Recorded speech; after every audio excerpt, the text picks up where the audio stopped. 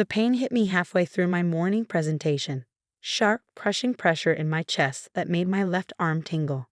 I gripped the podium, trying to steady myself as cold sweat beaded on my forehead. "Sarah, are you okay?" My colleague James stepped forward, concern etched on his face. "I'm fine," I managed, even as the room started spinning. "Just nervous about presenting."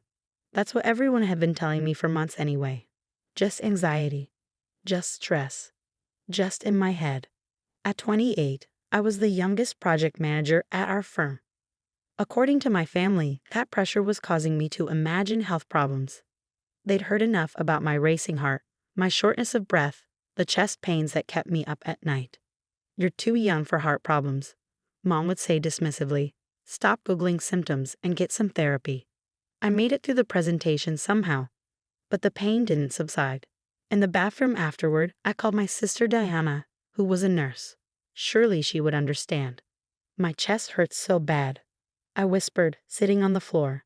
"It's different this time." "Sarah, we've been through this," Diana sighed. "You're having another panic attack. Remember what your therapist said about breathing exercises." "This isn't anxiety," I insisted, my voice shaking. "Something's really wrong. Look, I know work's been stressful, but you need to stop being dramatic. Do you know how many young women come to the ER convinced they're having heart attacks when it's just anxiety?" I closed my eyes, fighting back tears. Even my medical professional sister didn't believe me. Later that evening, at our weekly family dinner, I picked up my food while everyone discussed my attention-seeking behavior. First, it was those breathing problems last year. Mom started, passing the salad. Then the dizziness, and now heart problems. "Honey, you need to stop reading WebMD." Dad nodded in agreement. "Princess, your job is stressful. Maybe you should consider something less demanding." The breathing problems were real, I protested. "The inhaler helped until you convinced yourself you needed something new to worry about," Diana cut in. "As a nurse, I'm telling you, you're too young and healthy for these issues." My brother Mark laughed. "Remember when she thought she had mono in college? Turned out she was just staying up too late studying." I pushed my plate away, the familiar pressure building in my chest again. "You don't understand. This morning during my presentation." "Oh, so it happened during a stressful presentation," Mom interrupted. "Case closed. Anxiety."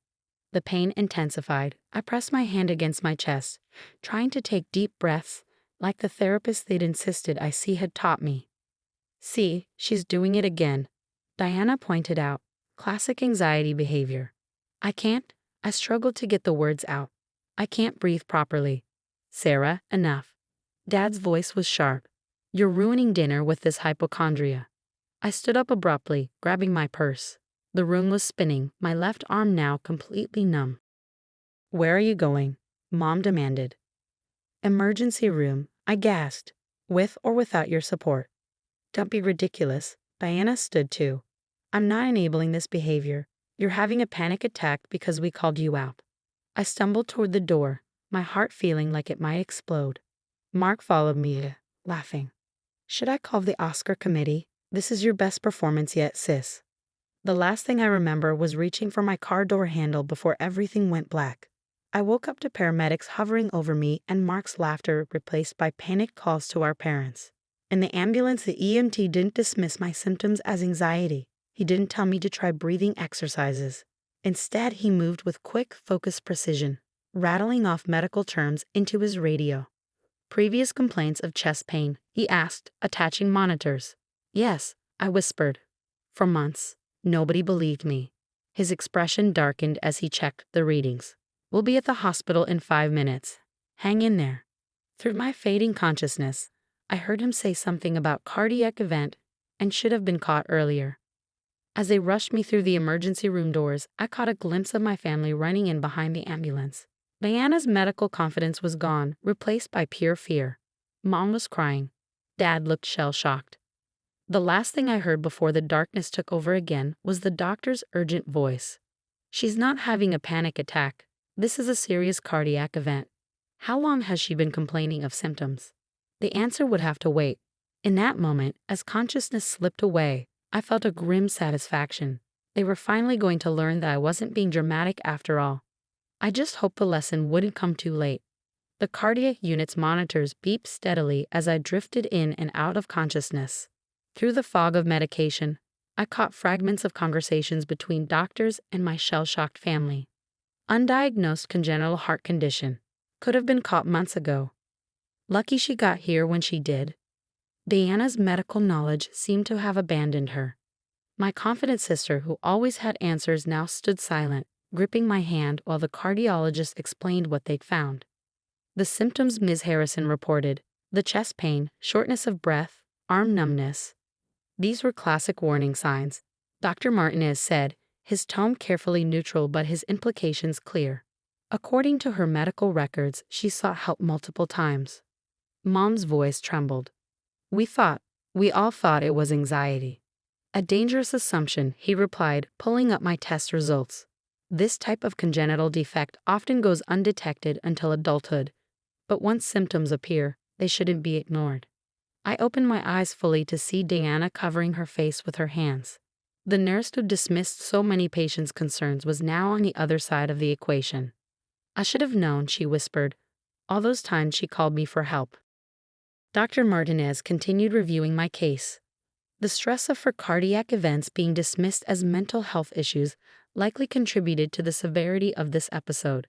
Psychological stress can exacerbate physical conditions. The irony wasn't lost on anyone. Their insistence that it was all in my head had actually made my heart condition worse. Dad, who hadn't spoken since I was admitted, finally found his voice. Can you fix it? She'll need surgery, Dr. Martinez explained. The defect is significant but correctable. However, he paused, looking directly at my family. Her recovery will require a strong support system, one that takes her symptoms seriously. The rebuke in his voice was subtle but clear. Later that evening, when the doctors had left, Mom sat beside my bed, her makeup streaked with tears. Why didn't we listen? She asked, more to herself than to me. All those times you told us something was wrong. Because it was easier to believe I was being dramatic, I said softly. Easier than accepting something might actually be wrong with me. Diana, still in her nurse's scrubs from her shift at another hospital, paced the room. I'm supposed to be a medical professional. I'm supposed to advocate for patients. Instead, I gaslit my own sister about her symptoms. You did what everyone else did, I said. Saw a young woman complaining about health problems and jumped to anxiety as the explanation.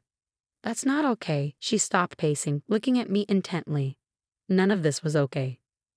Dad, who'd been quietly standing by the window, turned around. I kept telling you to toughen up, his voice cracked. My little girl was suffering, and I told her to toughen up. The heart monitor caught the slight increase in my pulse as emotions rose.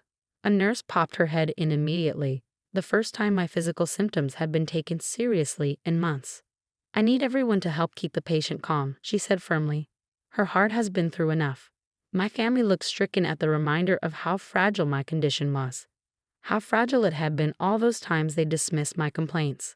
Mark, who'd been uncharacteristically quiet since his panicked call to 911, finally spoke up. Remember last month at the beach, when you couldn't keep up with us on the walk, and we all made fun of you for being out of shape? I nodded. You were literally walking around with a heart defect. His voice was hollow. We made jokes about you needing to exercise more while your heart was actually struggling. The cardiologist had explained how lucky I was that my condition hadn't caused a major event during physical exertion. All those times they pushed me to exercise more or stop being lazy could have been catastrophic. I need you all to understand something, I said, my voice stronger than it had been all day. After the surgery, during recovery, I can't handle any more dismissal. If I say something hurts, if I say something feels wrong. Well, listen, Mom interrupted, squeezing my hand. God help me, we'll listen to every word. Diana wiped her eyes. I'm going to take time off work to help with your recovery, and I'm going to do better, not just for you, but for every patient who tells me something's wrong. The same family that had gathered to mock my attention-seeking at dinner was now gathering to promise change. The crisis had forced them to confront their biases, their dismissiveness, their casual cruelty masked as tough love. As night fell and visiting hours came to an end, they reluctantly prepared to leave. Surgery was scheduled for the morning, and we all needed rest. Sarah, Diana paused at the door. I'm so sorry we made you doubt yourself. You knew your body better than any of us. Better than even me with all my medical training. I watched them go, my heart monitor continuing its steady rhythm. Tomorrow would bring surgery and the start of recovery, not just for my heart, but for my family's ability to listen and believe. 3 months after my surgery, I sat in Dr. Martinez's office for a follow-up appointment. My family crowded into the small space, a stark contrast to all the medical appointments I'd attended alone before my collapse. Your recovery is progressing well, Dr. Martinez smiled, showing us my latest test results. The surgical repair is holding beautifully. The collective sigh of relief from my family was audible. They become almost obsessive about my recovery, swinging from one extreme to the other, from dismissing every symptom to panicking over every twinge. Remember, he continued, it's normal to have good days and bad days during recovery. The key is to listen to your body. Diana, who'd taken a leave of absence from her nursing job to help with my recovery, nodded seriously. She'd been documenting everything in a medical journal, determined not to miss any potential warning signs. Speaking of listening, Dr. Martinez turned to my family. I'd like to commend you all for the support you've shown during Sarah's recovery. However, he paused meaningfully. I hope this experience has taught a lasting lesson about taking symptoms seriously, regardless of a patient's age or perceived anxiety levels. Mom flinched at his words. She'd been carrying the heaviest burden of guilt, remembering every time she told me to stop being dramatic. The drive home from the appointment was quiet, each of us lost in thought. The past 3 months had changed more than just my heart. They'd fundamentally altered our family dynamics. Mark, who'd once led the chorus of mockery, had become my fiercest defender. Last week, when a colleague suggested I was milking my medical leave, Mark had nearly lost his job confronting them. I'm not watching anyone else dismiss my sister's health, he declared. At home, we gathered for our now regular family dinner, a tradition that had transformed from a source of anxiety to genuine support. I have something to share, Diana announced as we ate. I'm switching departments at the hospital. We all looked up, surprised. I'm transferring to the cardiac unit, she continued, and I'm enrolling in a specialized program about identifying heart conditions in young patients. Her voice cracked slightly. I never want another family to go through what we did. Mom reached for her hand. We all learned the hard way. Actually, I said, I have news too. I pulled out a letter from my bag. I've been invited to speak at a medical conference. They want me to share my story about being young with heart symptoms and not being believed. The pride on their faces was mixed with lingering shame. You'll need to talk about us, Dad said quietly. About how your own family didn't believe you. Yes, I admitted. But I'll also talk about how you changed. How you learned and grew from it. The conversation shifted to planning for the conference, with everyone offering support. Such a different scene from those family dinners where they competed to dismiss my concerns. Later that evening, as everyone was leaving, Diana hung back. I reviewed your old medical records, she confessed. All those times you came to my ER complaining of chest pain. I didn't just dismiss you as a sister. I dismissed you as a nurse. I failed you professionally as well as personally. You can't change that now, I said gently, but you can change how you treat future patients. She hugged me carefully, mindful of my healing chest. I've already started. Last week, I had a young woman come in with symptoms similar to yours. In the past, I might have written her off as anxious. Instead, I ordered a full cardiac workup. And we caught a developing condition early. She'll need treatment, but she'll be okay. Diana wiped her eyes. She reminded me so much of you. Mom had been implementing changes too. She'd started a support group for parents of young adults with chronic conditions, helping other families avoid the mistakes we'd made. Dad had thrown himself into cardiac research funding, making significant donations to studies focusing on heart conditions in young people. Even Mark had changed careers, leaving his corporate job to work for a patient advocacy organization. As for me, I was healing, not just physically, but emotionally.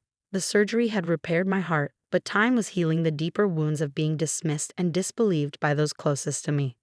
My next cardiology appointment would mark 6 months since the surgery. Dr. Martinez had already praised my recovery as remarkable, but noted that the emotional recovery often takes longer than the physical. Your heart is stronger now, he'd said during my last visit. Both literally and figuratively. He was right. I'd learned to trust myself, to advocate for my health, and to set boundaries with those who dismissed my concerns. My family had learned to listen, to support, and to believe. That night, I found Mom had left something on my pillow, a small heart-shaped locket. Inside was a note. To my daughter, whose strength taught us all to listen with our hearts. I'm sorry we took so long to hear you. Love, Mom. I clasped it around my neck, feeling my surgical scar beneath my fingers. Some scars remind us of pain, but others mark the point where healing begins. Mine did both. My heart, now properly diagnosed and treated, beat steadily in my chest. A rhythm of second chances, of lessons learned, and of a family rebuilt stronger than before.